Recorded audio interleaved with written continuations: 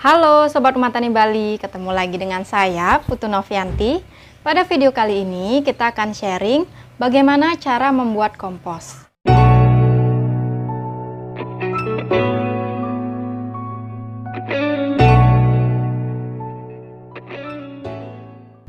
Tapi sebelum lanjut, jangan lupa diklik tulisan subscribe, nyalakan lonceng dan aktifkan notifikasi di HP kalian agar kalian tidak ketinggalan update terbaru video kami seputar urban farming. Kompos merupakan pupuk organik yang terbuat dari campuran bahan-bahan tertentu dan dalam proses pembuatannya ini memerlukan bantuan bakteri.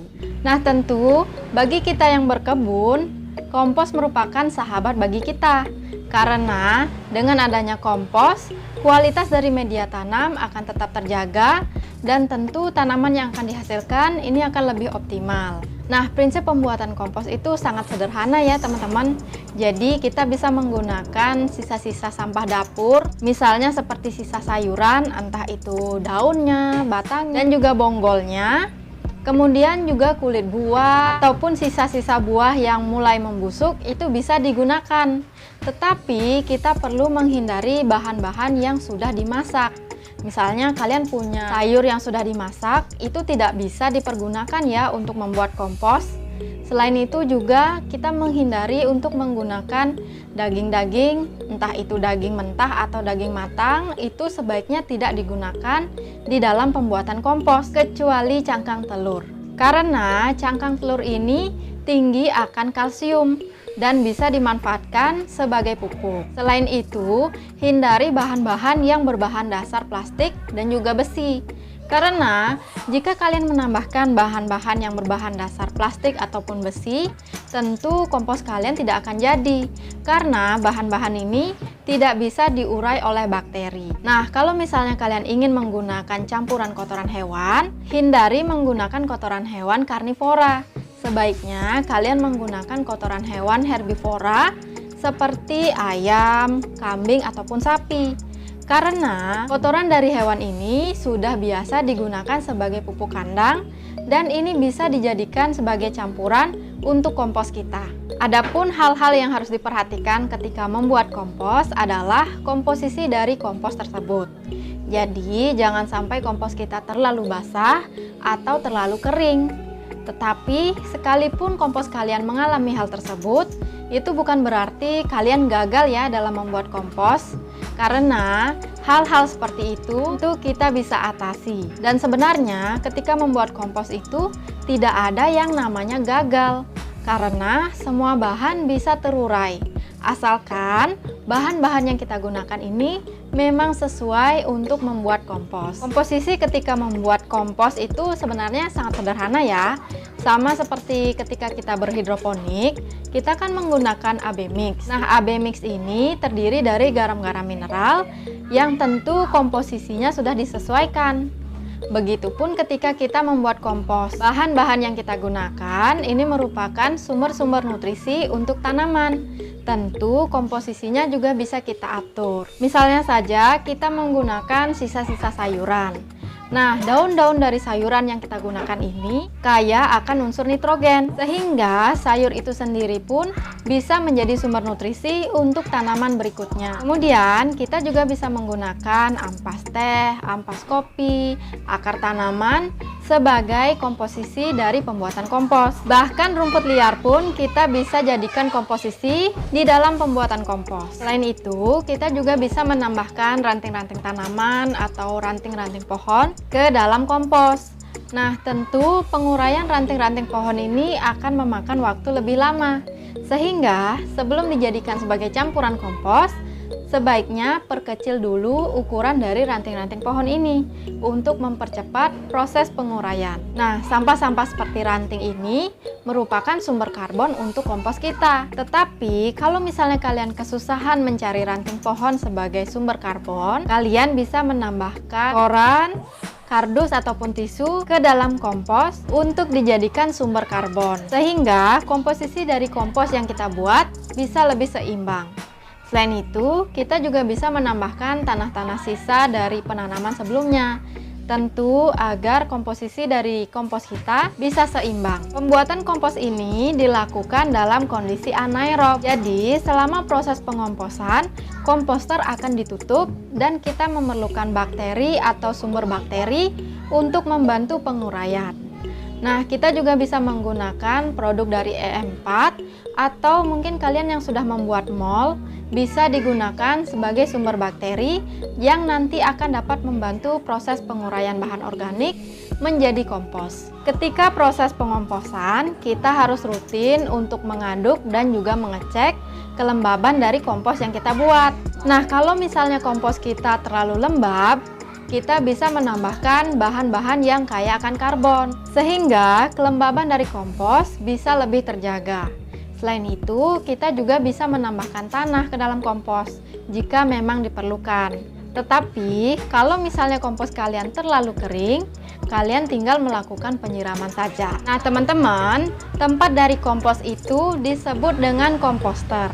Kita sendiri pun bisa membuat komposter dengan sederhana. Seperti kami di sini, kami hanya menggunakan ember bekas seperti ini dan kami lubangi di bagian bawah. Nah, jadi seperti ini. Nih kelihatan kan? Tuh.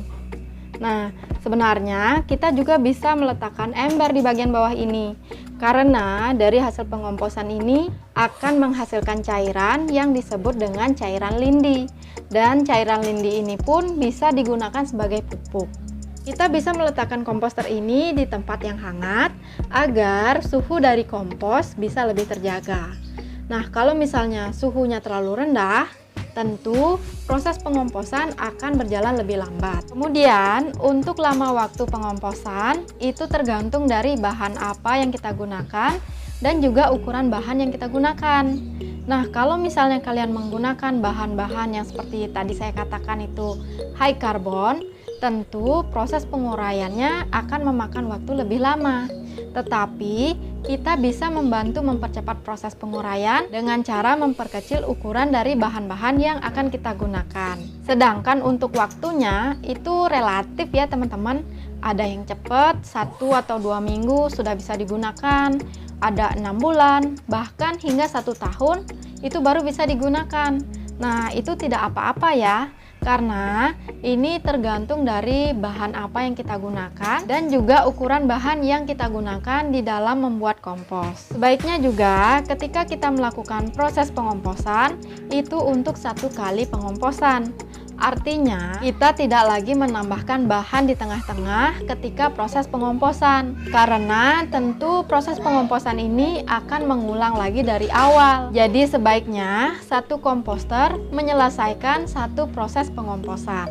Tetapi kalau misalnya kalian tidak ada tempat lagi dan ingin menambahkan bahan-bahan untuk membuat kompos ke dalam komposter kalian yang sudah berisi kompos, itu tidak apa-apa ya, karena itu kan kompos kalian sendiri.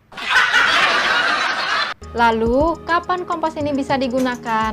Nah, untuk menjawab pertanyaan ini, tentu kita harus mengamati ciri-ciri dari kompos yang kita buat.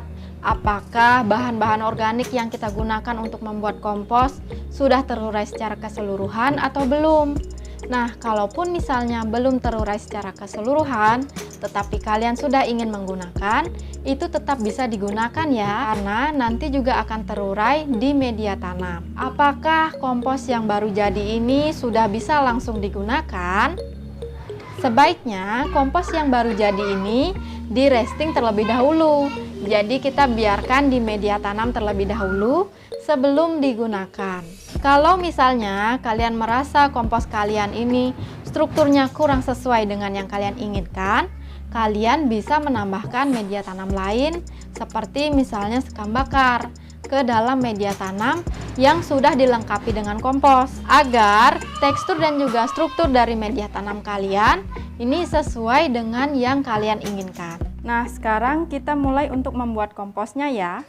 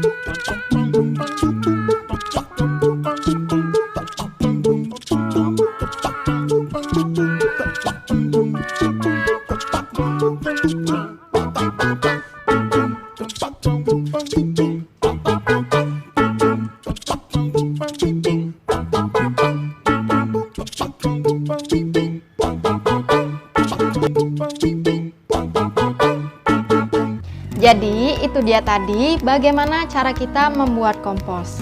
Jika kalian suka video ini langsung di like, jika bermanfaat jangan lupa di share, dan jika ada pertanyaan langsung tulis di kolom komentar. Sampai jumpa di video-video kami selanjutnya.